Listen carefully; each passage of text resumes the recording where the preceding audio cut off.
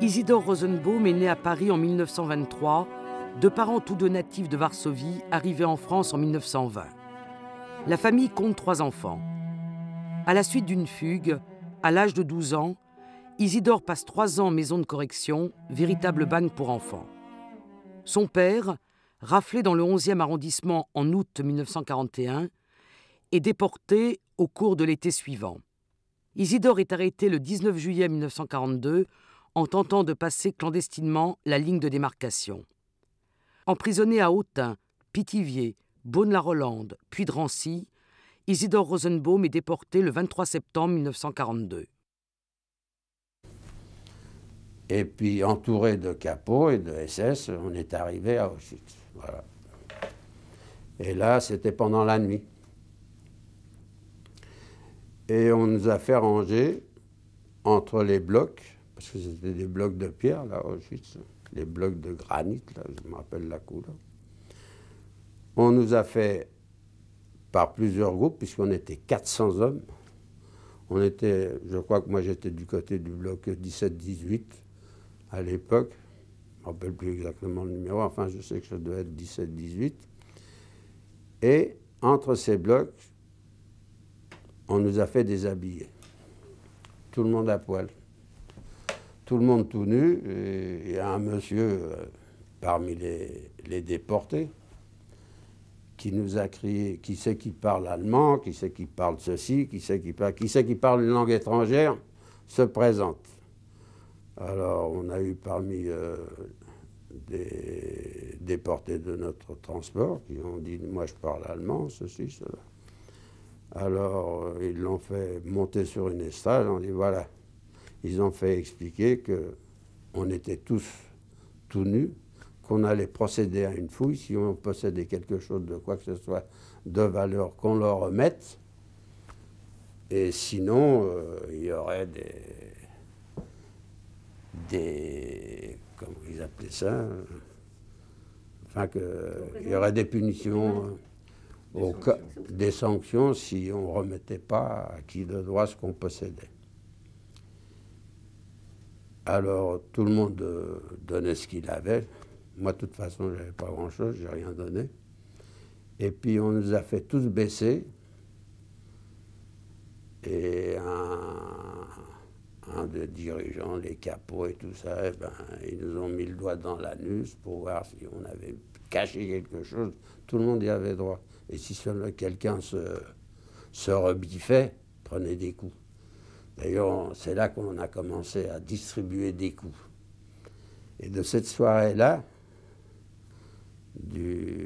on devait être le 26 septembre, puisqu'on a voyagé 3 jours et 3 nuits. Entre mon bloc, où on était peut-être 150 personnes, il en est resté 20 sur le carreau à prendre des coups, parce qu'ils s'étaient défendus, ils avaient caché quelque chose, à coups de bâton, qui ont été battus par les déportés. Lorsque je suis sorti de la quarantaine et que j'étais inclus dans le Neubau comme travailleur maçon, un beau jour, je passe devant un commando qui travaillait dans le camp, qui faisait des tranchées. Je crois que c'était pour des câbles et tout ça. Et puis je m'entends appeler. J'étais passé devant et je m'entends appeler. Zizi, c'est mon petit nom que mon père il m'appelait. Et je me retourne et je vois la personne qui m'appelle et je ne l'ai pas reconnu. Je ne l'ai pas reconnu, c'était mon père. Mon père, il pesait 100 kilos, je vous dis, quand il a été déporté. Il en pesait peut-être 35, 40. Moi, je n'ai pas reconnu, c'était une épave. Je ne savais pas que c'était mon père. Il m'a dit, mais Zizi, tu ne me reconnais pas? J'ai dû me mettre à 2 fois pour reconnaître que c'était mon père. Il avait disparu complètement. Moi, mon père était tailleur. Toute sa vie, il avait tenu une aiguille dans la main, vous comprenez. Et un beau jour, on lui a donné une pelle et une pioche. Il n'a pas pu tenir.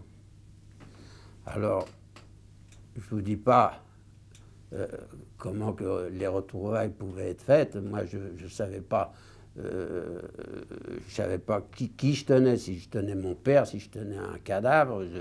Mon père, il a été content de me voir, il a eu un sourire, il m'a dit, moi je lui ai dit comme ça, écoute, maintenant que je suis là, je vais t'aider, j'essaierai de t'apporter à manger, t'en fais pas, parce qu'il m'avait dit, j'ai rien à manger, t'occupe pas, je lui ai dit, maintenant que je suis là, tout va s'arranger.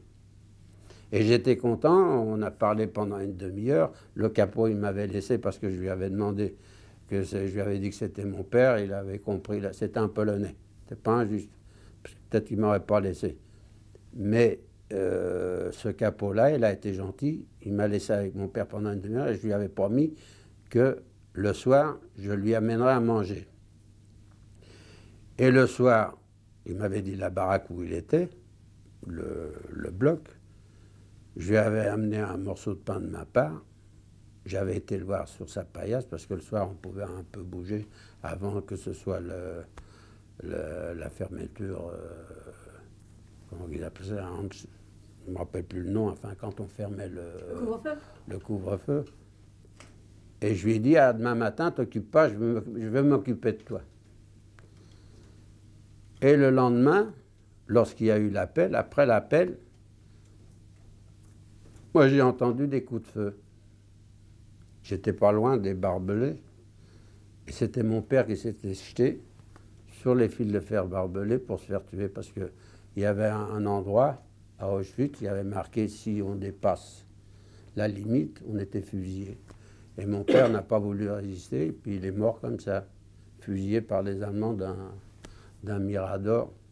Et moi j'étais à 200 mètres de ça, j'ai vu ça, moi, de loin, je ne savais pas que c'était mon père. C'est après, quand on l'a ramené, que j'ai vu que c'était mon père. Et ça, je ne l'avais jamais dit à ma mère quand je suis revenu du camp. C'est un truc que vous voyez que j'avais omis de vous dire, parce que dans les histoires que je voulais raconter, j'en avais tellement à vous raconter, vous comprenez, que c'est quand même quelque chose qui me reste encore maintenant. Que comment je l'ai retrouvé, mon père. J'ai eu le temps de le voir pendant quelques heures, voilà, c'est tout. Juste à minuit tapant, d'un seul coup, tout le monde dormait. Endlosung, tout le monde dort, tout le monde à poil. Allez, schnell, schnell, los, raus, c'était des cris partout, les Vorarbeiter, les Stubedines, ça donnait des coups de partout, sur tous les lits. Il fallait en une minute être sorti du lit, être dehors pour l'Endlosung, c'est-à-dire chercher l'époux.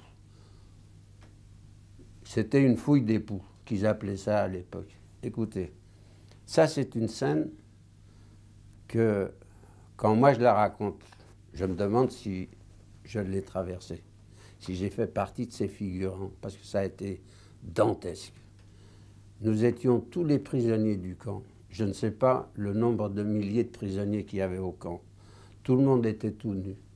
Il était minuit. Il faisait moins 10 degrés dehors.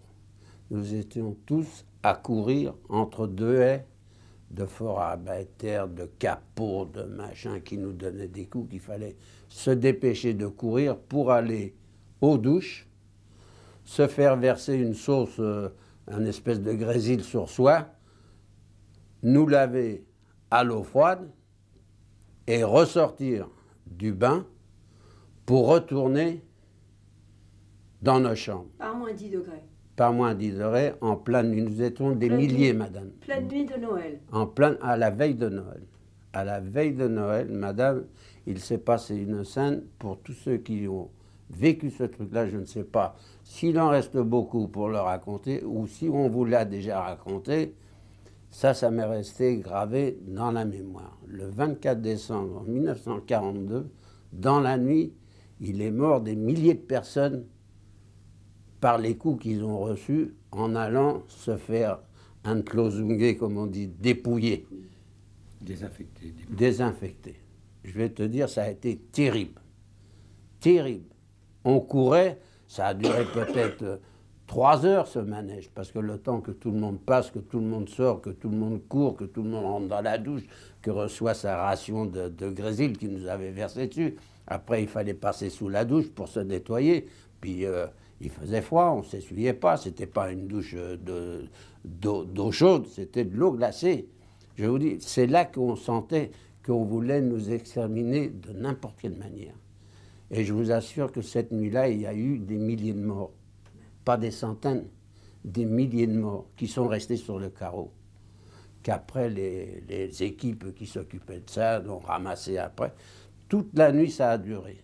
Et je vous assure que quand je suis retourné sur ma paillasse, je me suis demandé où j'étais.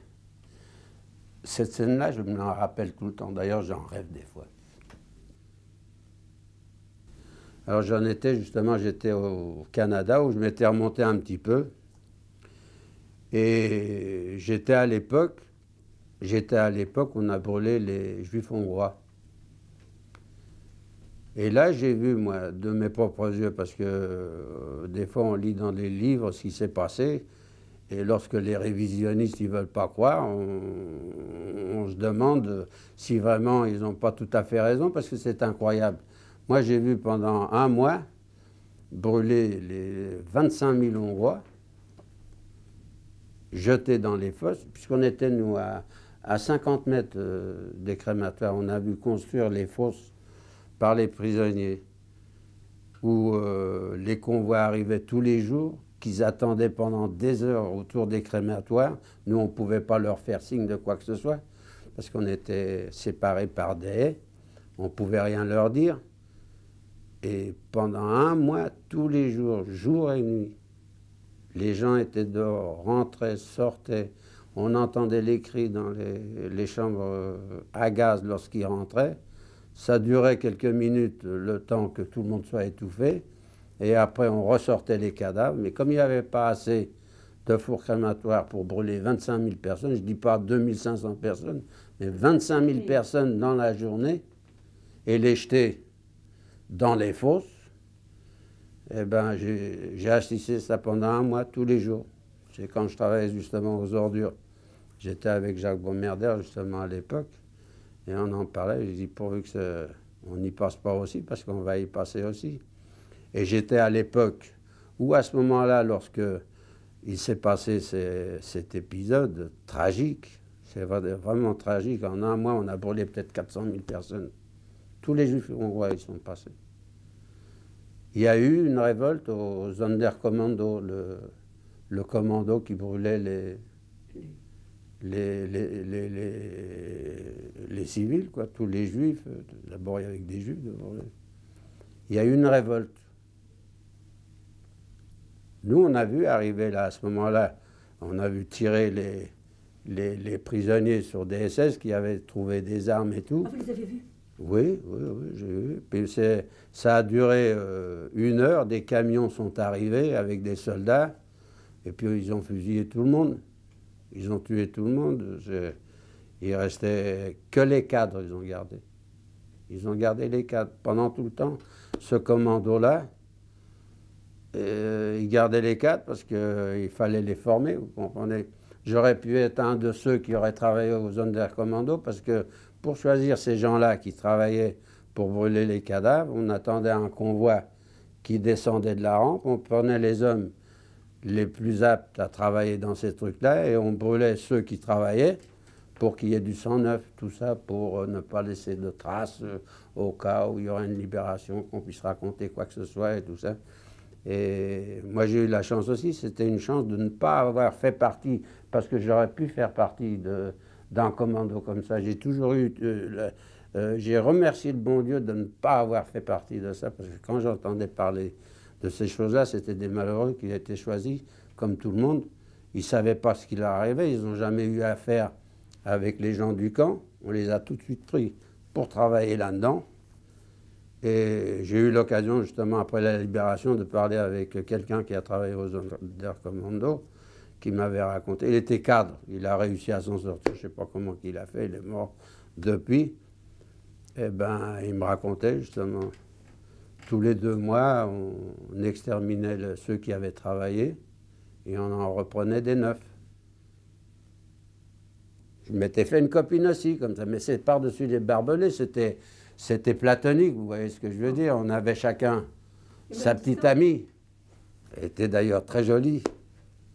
Elle s'appelait Paula Herzbein. D'ailleurs, j'ai essayé de faire des recherches, j'ai jamais pu savoir si elle était vivante ou pas. C'est une Ça Française? fait... Non, c'était une Polonaise. Elle était de Lodz. J'ai essayé par la Croix-Rouge, par des associations, ceci, j'ai jamais pu savoir. Ça m'aurait fait plaisir de savoir si elle était vivante. Racontez-nous comment ça, vous l'avez connue à travers les barbelés. Ben, c'est-à-dire que le matin, on se lavait le matin à une fontaine. Et on arrivait, les femmes et les hommes, à se côtoyer devant les SS, naturellement, et les capots qui étaient là. On était à la même fontaine pour se laver le matin. Alors, vous savez, on arrivait l'un et l'autre, aussi bien M. Becca, justement, il a connu sa femme, au camp. Un autre capot, un Tchèque, il avait une fiancée, lui, officielle, dans le camp, comme il était capot, il pouvait se permettre tout, qu'il l'embrassait, machin, tout. Et moi, un jour, il m'a piqué à embrasser ma petite fiancée. Paula. Voilà, Paula. Qu'est-ce qu'il m'a dit? Big dick, ça veut dire baisse-toi. J'ai dit quoi? Qu'est-ce que ça peut te faire à toi vous savez, j'étais quand même un ancien, j'étais pas capot ou autre chose, je voulais quand même qu'il me respecte, mais c'était un petit nabot comme ça. Il m'a dit baisse-toi, il voulait me donner des coups sur le cul. Alors j'ai dit qu'est-ce qu'il y a? Tu t'embrasses ta fiancée toute la journée, toi, t'as pas le droit. Mais comment j'ai pas le droit? Qu'est-ce que t'es, toi? Je m'en fous, moi, que t'es capot. Ça n'a rien à voir. Non, il a fait venir un autre capot et il m'a fait baisser, il m'a donné 15 coups sur le derrière. Sans avoir demandé à un SS ou quoi que ce soit, c'était un commandant. Ce monsieur, il commandait, c'était un capot juif, un Tchèque. Enfin, pour vous dire que j'ai eu des histoires et il m'a fait un Meldung. Un meldung. Une fois encore. Une fois encore. Comme quoi j'avais envoyé un paquet à cette jeune fille. Eh bien, le lendemain, on a rassemblé des déportés et on m'a redéporté. C'est-à-dire que j'ai quitté ce camp. Ah, c'est pour ça que vous avez quitté le camp. J'ai quitté ce camp parce que j'avais fait quelque chose que Oui, je n'avais pas le droit de faire. C'était une punition. J'ai été envoyé à ce moment-là à Liberose. Voilà, je vous parlais du camp. Ah oui. Liberose. Voilà un camp. Alors là, on avait pris le train. Et justement, à l'époque, c'est un souvenir que je garde aussi en mémoire, c'est que lorsque je suis parti, cette jeune fille, Paula, elle a tellement pleuré quand je suis parti. Ça m'a fait mal au cœur quand même. C'était quelque chose de terrible. C'était un amour du camp. C'était platonique. C'était pas un truc extraordinaire. Mais pour nous, au camp, c'était une aventure terrible. Mais oui, c'était la plus belle évasion. De savoir tous les jours que j'allais la voir de loin, même que je pouvais la côtoyer un instant, que je lui ai donné un petit baiser furtif. Comme ça, c'était un truc terrible. C'est inimaginable pour un déporté. À l'époque, déjà, j'étais déjà plus de 2 ans là-bas. Ça m'a resté un très bon souvenir. Et quand je suis parti, que je l'ai vu pleurer tellement, c'est comme si j'avais quitté ma femme. C'était pareil. J'aurais eu une famille, c'était pareil. Au mois de janvier, en 45, c'était. Au mois de janvier en 45, et on est parti sur la route. Et on a marché tous les jours 25 km, entouré d'SS et tout, et ça a été terrible cette marche aussi. Ça a été terrible parce que, d'abord, moi par exemple, j'avais 2 boules de pain, et ces rations, je les ai mangées en 4 jours. J'ai tout mangé, j'avais faim. On dormait à la Belle Étoile, où on se trouvait sur un champ n'importe où, dans la bouse de vache, dans la neige et tout. Tous les jours, on s'arrêtait. Et puis les SS qui nous entouraient, ils étaient aussi malheureux que nous parce qu'ils étaient dehors. Ils étaient pareils, ils n'étaient pas privilégiés. Ils étaient plus couverts que nous, naturellement. Et puis lorsqu'un prisonnier n'avançait pas, on lui mettait une balle dans la tête, comme ça a été décrit partout, dans tous les camps qui ont effectué les déplacements dans d'autres camps, sur la route, ça a été pareil, ça a été aussi terrible. On avançait tout le temps, mais on ne savait pas où on allait atterrir. Et un beau jour, on est arrivé à Berlin. Berlin qui avait déjà été bombardé et tout ça. Et on nous a fait prendre le métro à Berlin. Maintenant, vous dire, des 500 personnes qui étaient parties 8 jours avant, il en restait 200. Tout ça, ça avait été tué, laissé pour compte. Il y avait plus, on était 200. Et on a traversé la ville de Berlin, et je me rappelle qu'il y avait des gens, justement, des civils, qui voulaient nous donner, nous demander que c'était des épaves, qui voulaient nous donner quelque chose, et tous les SS ont créé, c'était des Youdais. Ah, Youdais, alors on a commencé à nous lancer des pierres. De savoir que nous étions juifs. Même à cette époque. Même à cette époque. En 1945, l'Allemagne avait été bombardée. Oui, Berlin était bombardé. Mais oui, je me rappelle, eh ben, il y a des gens qui voulaient nous donner à manger. De l'eau, parce qu'on avait faim et tout. Mais les SS, ils ont commencé à crier, c'est des Youdais. C'était fini. On ne voulait plus nous voir, on nous a même jeté des pierres. Jusqu'on nous a fait rentrer dans le métro. Je me rappelle, j'ai pris le métro de... comment ça s'appelait? Zwanze. Enfin, il y avait une ligne de métro, parce qu'à Berlin, il y avait une ligne de métro qui se croisait. Il y en avait une qui marchait comme ça, en diagonale. Voilà, il y avait 2 lignes de métro. Et la ligne de métro, elle sortait à l'entrée du camp de Sachsenhausen. Et c'est là qu'on s'est retrouvé à Sachsenhausen pendant une dizaine de jours. Alors là aussi, on en a bavé. On en a bavé parce que là, il n'y avait pas à manger non plus. À ce moment-là, à Sachsenhausen, il se regroupait beaucoup de camps qui évacuaient les autres parce que l'avancée des Américains et des Russes les faisait se concentrer là-bas dans ce camp-là. C'était un grand camp, ça s'appelait Oranienburg, je ne me rappelle plus bien le nom, mais enfin moi, je l'ai connu sous le nom de Sachsenhausen. Je sais que j'en ai bavé beaucoup pendant 10 jours là-bas, jusqu'au jour où on nous a installés sur un train et on est parti à Bergen-Belsen. J'ai eu des morts, des cadavres, on rencontrait que ça. Je sais que pendant les 3 mois que j'ai été là-bas, ça a été les 3 mois que j'ai souffert le plus. Physiquement, parce que j'ai plus supporté en prenant des coups à Auschwitz au début qu'à la fin, où on sentait venir la fin. Je croyais qu'on allait se terminer comme ça, parce qu'il n'y avait plus rien. Et pendant les 3 jours que les SS étaient partis, on ne le savait pas. On était cloîtrés, on se demandait ce qui nous arrivait, mais on était content d'être tranquilles. Et puis, on avait rattrapé des poux et tout ça. Enfin, bref, je vous dis, pendant 3 jours, on était tout seuls. Alors, un beau jour, on a entendu les tanks arriver. Moi, je vous jure, quand j'ai vu arriver les tanks, j'ai reconnu l'étoile moi, je crois que c'était des Américains, d'abord. Et ils sont arrivés. Ils sont arrivés, on était tous dans les camps, là. Je vais vous dire que c'était un beau jour, ce serait un pléonasme, mais on n'avait même pas la force d'être heureux. Vous étiez affaibli. Tout le monde était presque mort. Je vous assure, ça serait resté encore quelques jours, on n'aurait retrouvé que des cadavres. Franchement, c'était un camp où il n'y avait rien. Je n'avais pas cherché à comprendre.